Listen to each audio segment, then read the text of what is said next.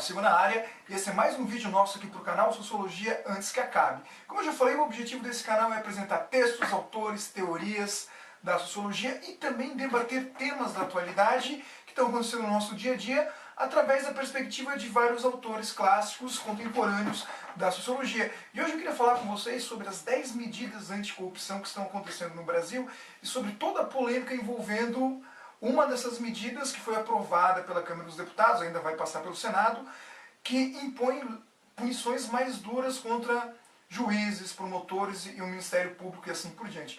Como nós sabemos hoje, os juízes, os promotores, nós falamos dos juízes, a pena que eles podem cumprir por crime de corrupção, abuso de autoridade, impliquem basicamente na aposentadoria compulsória. Eu separei aqui alguns casos, só para dar o exemplo disso, que é, por exemplo, aqui um caso aqui em Santa Catarina, próximo da minha cidade, na comarca de Ibirama, onde um juiz foi condenado a ser aposentado com um salário de 20 mil reais. Por quê? Porque ele abusava da autoridade, humilhava as pessoas no serviço, ele ia trabalhar de pijama, jogava ping-pong durante o horário de serviço. Havia mais de 30 reclamações dele e aí então resolveram aposentar o sujeito. Mas há outros casos peculiares, como por exemplo esse caso aqui, que aconteceu no Rio de Janeiro, onde um juiz foi flagrado numa blitz da lei seca, dirigindo bêbado, sem CNH, com carro sem placa. E ainda assim, quem acabou se dando mal foi justamente a policial que o abordou, a agente de trânsito. Porque, segundo o juiz, ela afirmou que o juiz não era Deus e que deveria seguir as regras. Curiosamente falando, a moça foi condenada a pagar uma indenização de 5 mil reais para o juiz. E é óbvio que ela vai recorrer, vai tentar levar o caso para o STF. Então, o que acontece agora? Foram colocados em discussão 10 pontos para combater a corrupção no Brasil. Na minha modesta opinião, todo mundo precisa ler esses 10 pontos, os originais, aqueles que foram aprovados pela Câmara.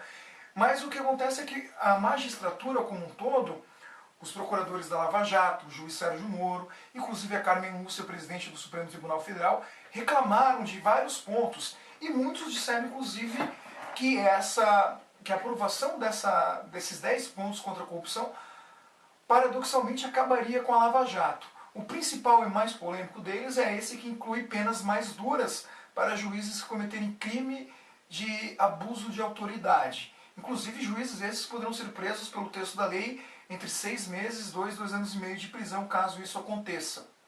Agora, o que é curioso nessa história? Se é verdade que essa medida possa enterrar a Lava Jato, significa tão somente que, de fato, a Lava Jato está operando de maneira ilegal, está, de fato, realizando operações que envolvam abuso de poder. Porque, caso contrário, não tem por que os procuradores da Lava Jato acharem que essa medida pode acabar com a operação. Mas para pensar mesmo nessa questão, saindo um pouco do senso comum, eu trago para vocês esse livro aqui. A capa dele não é muito sugestiva, da coleção Os Pensadores da Abril Cultural, que é o livro do Sr. Charles II, ou mais conhecido então como Barão de Montesquieu, um livro fabuloso que precisa ser lido por todos nós, chamado Espírito das Leis. O livro é um pouco grosso, né? Mas é justamente nesse livro aqui que o Barão de Montesquieu vai tratar sobre a importância da divisão entre os 3 poderes e da responsabilidade de cada um desses poderes, e apontando os riscos e os perigos quando algum desses poderes tenta passar por cima do outro.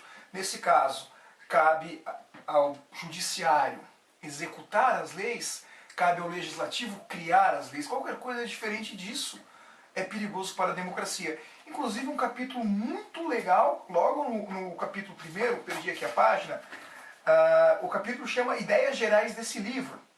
A corrupção de cada governo começa quase sempre pela corrupção dos princípios.